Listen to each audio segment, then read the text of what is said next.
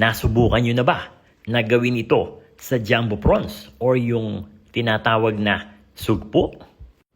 Pang-restaurant ang dating na talaga namang ang lahat ay mahuhumaling. Pero teka, hindi tayo gumamit ng oven dito.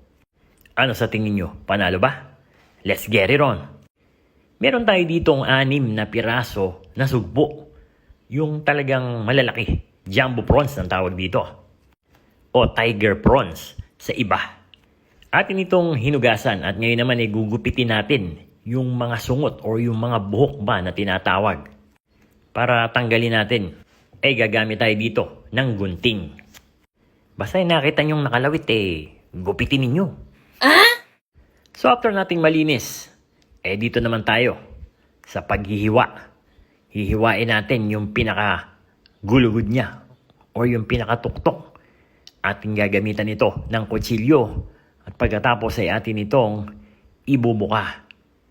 Dahan-dahan lang kayo sa paghawak o paghihiwa dahil baka mahiwa nyo ang kamay ninyo.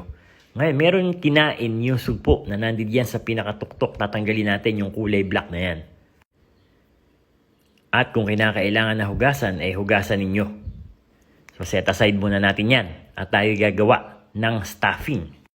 So magpapainit tayo dito ng pot at tayo maglalagay ng butter. Kapag maglalagay kayo ng butter, maglalagay kayo ng konting mantika para hindi masunog yung butter or para hindi mabilis mangitim kung sakali man na malakas ang inyong apoy. Kapag natunaw na yung butter, ilagay na natin dito yung garlic. Isunod na natin dito yung onion. Meron din tayo ditong mushrooms na ating igigisa para mas lalong lumabas ang kanyang flavor. Meron din tayo ditong red bell pepper. Ang magpapakreamy, meron tayong all-purpose cream.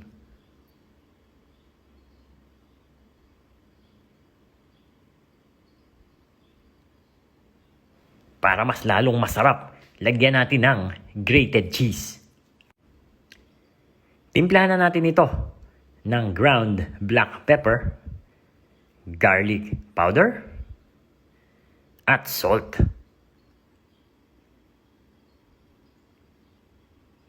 Ang stuffings natin ay malapot or yung parang dough ang dating. Kaya maglalagay tayo dito ng breadcrumbs na paunti-unti. Kung sa tingin nyo kulang pa, dagdagan natin ng breadcrumbs. Makikita nyo naman sa paghalo kung ito ay talagang matigas na or lumalaban na. Maglalagay din tayo dito ng spring onion. So kung mapapansin nyo, buo na yung ating stuffings.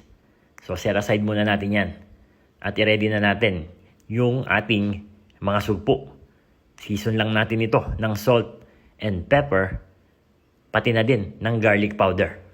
So kapag medyo malamig na yung ating stuffings, pwede na natin niyang ilagay doon sa ating mga sugpo. Sino sa inyo ang nakagawa na nito? Or sino sa inyo ang nakakain na ng ganitong putahe sa restaurant? Paki-comment nyo nga at pakikwento na din kung ano experience nyo. Gaano ba kasarap ang inyong natikman? Ano ang pagkakaiba nito sa ating nakasanayan?